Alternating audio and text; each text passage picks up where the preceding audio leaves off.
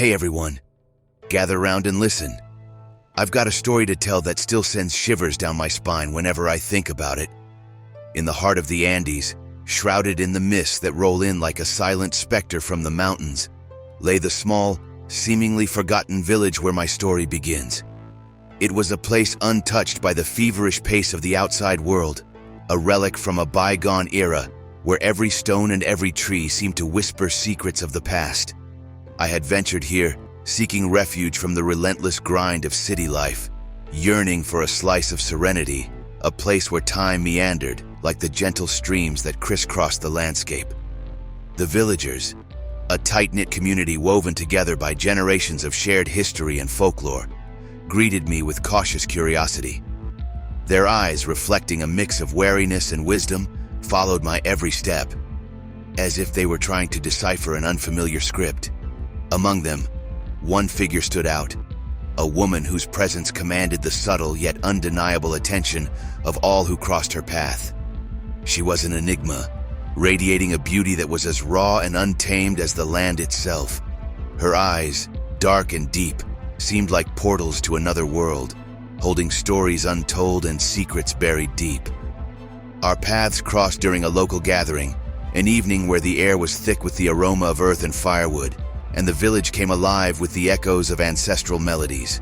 The flickering firelight cast a spell over us, and in that twilight realm our connection was instant. She had an air of knowing, a quiet strength that stood in stark contrast to the wild laughter and chatter around us.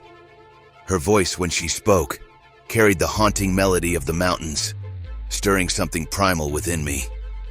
As the days turned into weeks, our bond deepened, but she remained a mystery, a puzzle I was both intrigued and hesitant to solve.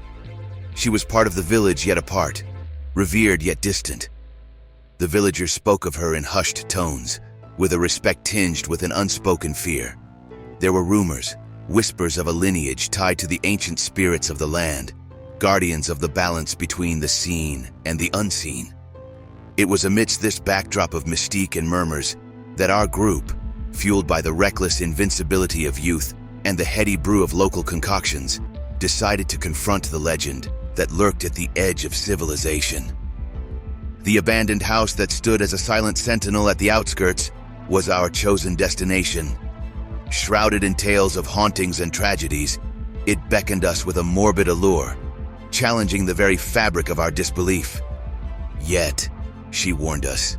Her voice, calm yet insistent, carried a gravity that I had never heard before. She spoke of the unseen dangers that lurked beyond the realm of our understanding, of the thin veil that separated our world from the ones forgotten. But we, blinded by arrogance and the thrill of the forbidden, laughed off her fears. I should have seen the signs, should have heeded the silent screams of nature, the eerie stillness that descended upon the village as we set out. The journey to the abandoned house was not just a walk through the fading light. It was a descent into an unfolding nightmare, a prelude to a night that would forever haunt my dreams and shake the very core of my being. The decision was made under the cloak of twilight, our spirits buoyed by a mixture of naive bravery and the village's potent brew. The sky, a deepening canvas of purples and blues, watched silently as we made our pilgrimage to the place that even time seemed to have forsaken. The abandoned house, a relic of an era-long past, loomed at the edge of our consciousness, its very existence a challenge to the veil between the known and the unknown. As we approached, the path became increasingly treacherous. The undergrowth clawed at our feet, as if the land itself was trying to deter us from our foolhardy mission. The wind, previously a gentle companion, now howled with a ferocity that spoke of ancient angers, whispering warnings that went unheeded. With each step, the atmosphere thickened, charged with an unspoken dread that clung to our skins and burrowed into our souls. The house stood before us, a monolith of shadows and silence, its dilapidated structure a testament to long-forgotten despair. Windows once the east to the soul of the home were now but shattered remnants, gaping holes that seemed to peer into our very beings. The door, ajar, creaked on its hinges, an unspoken invitation into the maw of darkness beyond. It was here, at the threshold of the unknown, that she halted, her resolve crumbling. Her refusal to enter was not born of simple fear, but a palpable dread that seemed to emanate from the very walls of the house itself. She pleaded with us, her voice a mixture of fear and desperation, but her words fell on deaf ears. Our laughter, tinged with the edge of hysteria, echoed hollowly in the gathering gloom as we crossed into the shadowed interior, leaving her isolated in the dimming light of the outside world. Inside, the air was thick with the scent of decay and forgotten lives. Our footsteps stirred up clouds of dust, the detritus of decades, which danced like specters in the beams of our phone lights. The silence was oppressive, a physical entity that weighed heavily upon our chests, stifling our breaths and muting our nervous jokes. Each room we explored was a tableau of decay. Furniture rotted by time, wallpapers peeling like aged skin, and personal belongings scattered as if their owners had vanished mid-breath. The deeper we ventured, the more the house seemed to come alive. Floorboards groaned underfoot, whispering secrets of the past, while the winds moaning through the broken panes transformed into the wails of the lost. Shadows flickered at the edge of our vision, elusive and taunting, as if the house itself was playing with our senses, blurring the line between reality and nightmare. Yet despite the growing terror that clutched at our throats, we pressed on, driven by a morbid fascination and the unspoken challenge that lay in the heart of this desolation. It was a challenge we would soon regret, as the house revealed its true nature. And we realized too late that some thresholds are meant to remain uncrossed. Some secrets left undiscovered. The house, with its labyrinthine layout, seemed to warp and twist around us, distorting our perceptions and leading us deeper into its heart. As we moved from one decrepit room to another, the oppressive atmosphere tightened like a noose, snuffing out the echoes of our footsteps and the shallow breaths that escaped our lips. It was as if the very air was alive, charged with a sinister energy that fed on our fears, growing stronger, more palpable, with every moment we spent within those cursed walls. In one room, more oppressive than the rest, the air was thick with a palpable sense of despair. The remnants of a life once lived were strewn haphazardly, the detritus of existence, faded photographs, a child's broken toy, a woman's scarf, each item imbued with a sense of loss and longing that tugged at our hearts, whispering tales of sorrow we couldn't quite grasp. It was here, amid the relics of a fragmented past, that we felt it. An icy caress, a touch that was not of this world skittering across the napes of our necks, leaving trails of dread that no warmth could dispel. The laughter and bravado that had bolstered our spirits crumbled to dust, replaced by an encroaching dread that seeped into our very bones. Each shadow seemed to stretch and twist, forming grotesque shapes that danced at the periphery of our vision, mocking our sanity. The scant light from our phones flickered, as if struggling against an unseen force, casting long, menacing shadows that seemed to writhe and contort with a life of their own. As we congregated, seeking solace in our shared terror, a silence descended, a silence so profound, so complete, that it seemed to swallow the very essence of sound itself. It was in this abyss of silence that we realized she was no longer with us. The woman who had been our anchor to the tangible, the rationale.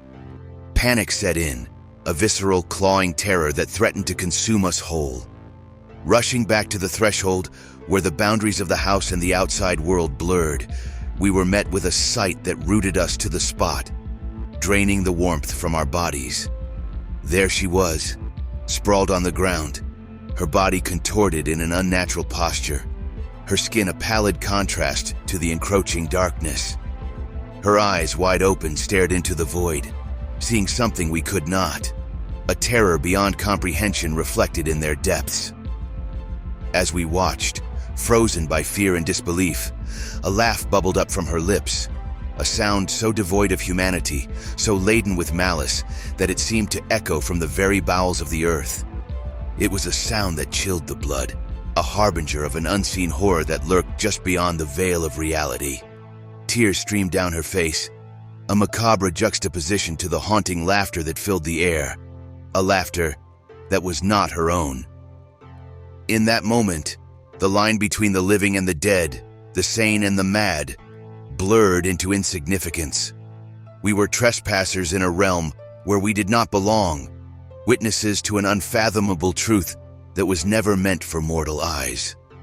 The house, with its suffocating walls and whispering shadows, had revealed its secret, a secret so horrifying, so alien to our understanding, that it threatened to unravel the very fabric of our beings. The night air, once filled with the subtle sounds of nature, now lay oppressively still, as if holding its breath in anticipation of the unspeakable horrors that unfolded before our eyes. The woman's laughter, intermingled with sobs of despair, became a sinister symphony that seemed to resonate with the very essence of the forsaken house. Around us, the darkness appeared to pulsate, alive with malevolent forces that we had unwittingly awakened. Our group, once a collective of adventurous spirits, now stood fragmented, each individual isolated by their own dawning realization of the true nature of fear. It was a primal, visceral fear, one that clawed at the edges of our minds, whispering of unspeakable things that lurked in the shadows just beyond the fragile veil of our understanding. The woman, the focal point of this unearthly manifestation, convulsed on the ground as if in the grips of an unseen tormentor. Her eyes, once vibrant with life, now shimmered with an otherworldly light, staring into a realm we could not see, witnessing horrors we could not fathom. Her body moved with a disjointed, unnatural grace, as if she were a marionette controlled by the invisible strings of an eldritch puppeteer. In our panic and desperation, we turned to ancient rites and whispered prayers, clinging to any semblance of hope in the face of the inexplicable. Words of protection and sanctity were uttered in trembling voices, forming a fragile barrier between us and the encroaching darkness. Our hands, linked in a circle of fleeting solidarity, trembled as we recited incantations we barely understood, hoping against hope to banish the darkness that had ensnared her soul. But the night was far from over. The house itself seemed to react to our desperate pleas, the very walls groaning in protest, the air vibrating with an unseen anger. Shadows danced with frenetic energy, coalescing into forms too terrible to behold, whispering of secrets too dark for the human mind to comprehend. It was as if we had become players in a macabre performance, a ritual that transcended time and reason, orchestrated by forces beyond our control. As the hours crept by, the boundary between reality and nightmare blurred. The horrors we faced were not merely of this world, but of something far older, a malevolence that defied the confines of human understanding. In our battle against the unseen, each chant, each prayer, felt like a fragile lifeline thrown into the abyss, a desperate plea for salvation in the face of an indomitable darkness. The ordeal felt endless, a cycle of terror and despair that tested the very limits of our sanity. As dawn's first light began to pierce the veil of darkness, it brought with it a fragile sense of hope, a tentative belief that perhaps the worst was over. But the scars left by that night were deep, etched into our very souls, a constant reminder of the night when the boundaries of our reality were irrevocably shattered.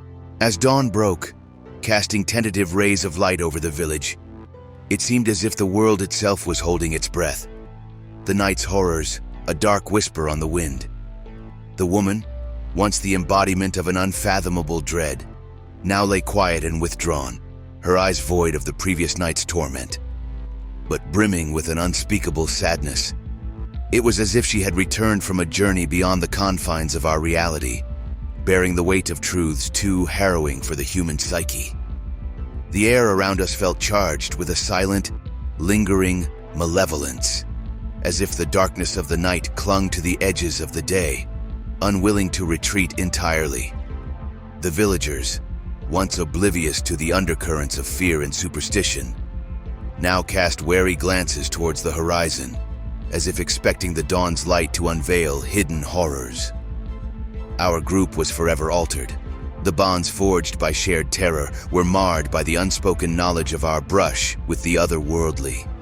Conversations were punctuated by long silences, each of us lost in our own labyrinth of nightmares, reliving moments of unspeakable fear that the light of day could not erase. There was an unbridgeable distance now, a chasm wrought by the realization that some doors, once opened, cannot be closed. The woman's departure from the village was a silent affair, marked not by farewells, but by the heavy weight of unasked questions and unvoiced fears. Her eyes, once vibrant and full of life, now held a vacant stare, as if gazing through the veil of our existence into a realm beyond. It was a look that haunted me, a silent testament to the price of our folly. In the days that followed, the village seemed to age centuries. Shadows lingered longer than before, and the air held a chill that the sun's warmth could not dispel. Whispers filled the streets, tales of the night when the barrier between worlds was torn asunder, giving rise to speculations and fears of what might have slipped through from the other side. As for me, the nights were the worst. Sleep became an elusive phantom, chased away by the echoes of her laughter and the vision of her haunted, empty gaze. In the stillness, I could hear the distant sound of something scratching at the edges of reality, a reminder of the darkness that lay just beyond the bounds of our understanding. The house, the epicenter of our nightmare, stood unchanged, a silent sentinel to the unspeakable. Yet we all knew it was different now. We had changed it, imbued it with our fears and our follies. It had become a monument not to the past, but to the unfathomable depths of the unknown, a stark reminder that some truths are better left undiscovered. In the end, the horror was not just in the events of that night, but in the lingering aftermath, in the realization that we were never truly safe, that the darkness we had encountered could never be fully banished. It was in the understanding that the scars we bore were not just of the flesh, but of the soul, indelible marks left by our journey into the heart of terror. And as I looked around at the changed faces of my companions, I knew that we were all bound by the silent pact of survivors, forever haunted by the echoes of the unforgotten.